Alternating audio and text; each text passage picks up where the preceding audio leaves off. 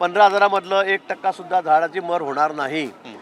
2 वर्षामध्ये ती अशी वनराई होईल की सगळे नाशिककर फिरायला बघायला त्या ठिकाणीच जातील. एक पर्यावरणाचं स्थळ बनेल.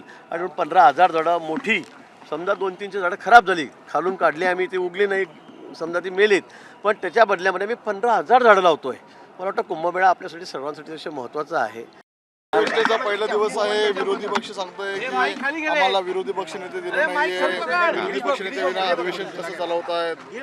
खरं म्हणजे त्यांची पुरेशी संख्या नाही आहे. या इथे एक विरोधी पक्ष व्हायला सुद्धा काही नियम आहेत, कायदा आहे, पण त्यांची तेवढी संख्याही नाही आहे. पण त्या उपरी सुद्धा मला वाटतं सभापती आहेत, माननीय अध्यक्ष विधानसभेचे, ते या संदर्भामध्ये निर्णय घेतील. नक्कीच तपोवन संदर्भात काही महत्त्वाची घडामोड घडते का? कारण विरोधक बरेच आक्रमक होत आहेत आणि एकही वृक्ष तोडू देणार नाही. उद्धव ठाकरे यांनी भूमिका घेतली. शिवसेना पण म्हणते तुमचा मित्रपक्ष वृक्ष तुटू नये ही आमची भूमिका. अगदी त्यांची जी भूमिका आहे, सगळ्या वृक्षप्रेमींची, नाशिककरांची जी भूमिका आहे ती आमची भूमिका आहे, शासनाची आहे. माननीय मुख्यमंत्री महोदयांचं माझं या संदर्भामध्ये बोलत आहे. मी त्यांची भेट घेतलेली आहे. त्यांनी मला त्या दिवशी सूचना दिल्या त्या फोनवरून सुद्धा. आम्ही एकही झाड तोडणार नाही. एकही झाड तोडणार नाही म्हणजे मागच्या वेळी, गेल्या वेळी ज्यावेळेला कुंभमेळा झाला त्यावेळेला साधुग्राम होते, तिथे आम्ही रावट्या टाकलेल्या होत्या. त्या जेवढ्या होत्या त्याच्यापेक्षा 1 फुटे जागा आम्ही जास्त घेणार नाही. पण दरवर्षी 12-12 वर्षांनी आम्ही ज्या रावट्या जे टाकतो ते टाकता आले पाहिजेत. आणि ते साधुग्राम आहे, त्याचं रिझर्वेशन त्याच्यासाठी आहे. म्हणून या 8-10 वर्षामध्ये जी रोपं त्या ठिकाणी उगलेली आहेत, झाडं जी उगलेली आहेत, ती आम्ही मुळासकट खालून काढू, त्याचं दुसरीकडे रिप्लांट करतो आहे. आणि आपण बघतायत की आता आमची झाडं यायला सुरुवात झालेली आहे. 15,000 झाडं, जो 15 ते 20 फुटाची मोठी झाडं आता आम्ही हैदराबादमधून, आंध्रमधून त्या ठिकाणी आणायला सुरुवात झालेली आहे. मी स्वतः परवासुद्धा त्या ठिकाणी जाऊन आलो. खड्डे खोडण्याचं काम आता आज उद्यामध्ये पुन्हा नव्याने सुरू करतो आहोत आणि त्याला ड्रीप बसवतो आहोत. 15,000मधलं 1% सुद्धा झाडाची मर होणार नाही. 2 वर्षामध्ये ती अशी वनराई होईल की सगळे नाशिककर फिरायला बघायला त्या ठिकाणीच जातील. एक पर्यावरणाचं स्थळ बनेल. आणि 15,000 झाडं मोठी, समजा 2-300 झाडं खराब झाली, खालून काढली आम्ही, ती उगली नाही, समजा ती मेलीत, पण त्याच्या बदल्यामध्ये मी 15,000 झाडं लावतोय. मला वाटतं कुंभमेळा आपल्यासाठी सर्वांसाठी अतिशय महत्त्वाचा आहे. सगळ्या देशाचं आणि जगाचं लक्ष तिकडे लागलेलं आहे. आणि अशावेळी झाडं तोडणार आहोत आम्ही, सगळं सपाट करणार आहोत, असं अजिबात कोणी गैरसमज करून घेऊ नये. मग पुन्हा अधिवेशन संपलं किंवा मध्येच मी अजून पुन्हा त्या ठिकाणी जाणार आहे आणि ही सगळी काळजी आम्ही घेणार आहोत. पण नाशिककरांना मी विश्वास देऊ इच्छितो की या ठिकाणी तुमच्या ज्या भावना आहेत त्याच शासनाच्या आणि आमच्या भावना आहे, मुख्यमंत्री महोदयाच्या त्याच भावना आहेत.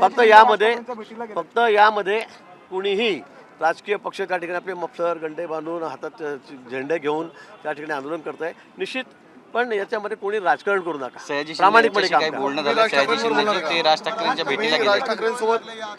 सयाजी शिंदे यांच्याशी माझं बोलणं झालं. मी ज्याशी हैदराबादला तिथे या राजमुद्रीला होतो, हैदराबादपासून 400 किलोमीटर पुढे, तिथूनच मी त्यांना फोन केला, झाडं दाखवण्याचा प्रयत्न केला की साहेब एवढी मोठी 15-20 फुटाची झाडं की मी बघते म्हणजे आपण एकावर एक 4 उभे राहू, एवढी झाडं मोठी मोठी आहेत, ती मी आणतो, ती या ठिकाणी लावतो आहे. आणि 15,000 झाडं लावतो आहे. समजा 200-300 झाडं रोपटे खराब झाली, आम्ही मोठी वृक्ष अजिबात तोडणार नाही. जी जुनी झाडं आहेत त्यांना अजिबात आम्ही हात लावणार नाही. पण या ठिकाणी जी खाली झुडपं उगलेली आहेत की जे रावट्यांना त्रास होणार आहे, ते रावटे लावू शकणार नाही साधूंच्या महंतांच्या, त्यामुळे मला असं वाटतं की त्याच फक्त काढाव्या लागणार आहेत. त्याही आम्ही मुळासकट खालून काढू आणि दुसऱ्या ठिकाणी जाऊन त्या ठिकाणी ते लावू. त्याचा जगण्याचा रेट जवळपास 70 ते 80% असेल. आणि जे मग 200-300 रोपटे त्या ठिकाणी ते येणारच नाही, ते जळून जातील, त्या बदल्यामध्ये आम्ही जवळपास 15,000 झाडं हे अतिशय चांगल्या प्रजातीचे, लिंब आहे, वड आहे, पिंपळ आहे, चिंच आहे, जांभूळ आहे, अशा सगळ्या प्रकारची झाडं त्या ठिकाणी लावणार. निश्चित मला काही हरकत नाही. त्यांचं एक ऑब्जेक्शन मी सगळ्यांना जाऊन भेटेल, उद्धवजींनाही भेटेल, राज ठाकरेंनाही भेटेल, ज्यांच्या काही अडचणी आहेत, तक्रारी आहेत, त्या सगळ्यांना जाऊन भेटेल.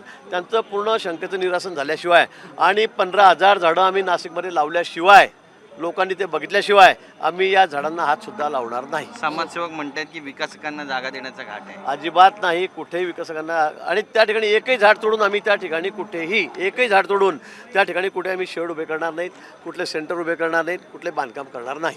तसं तुम्ही सभागृहात निवेदन करणार आहात का? निश्चित, प्रश्न आला, विषय आला तर आम्ही त्या ठिकाणी निवेदन करू. आणि आमची भूमिका अतिशय स्पष्ट आहे. कुठेही झाडतोड व्हावी, निसर्गाचा काहीतरी ऱ्हास व्हावा पर्यावरणाचा, अशी आमची अजिबात भूमिका नाही, मुख्यमंत्री महोदयाची अजिबात नाही.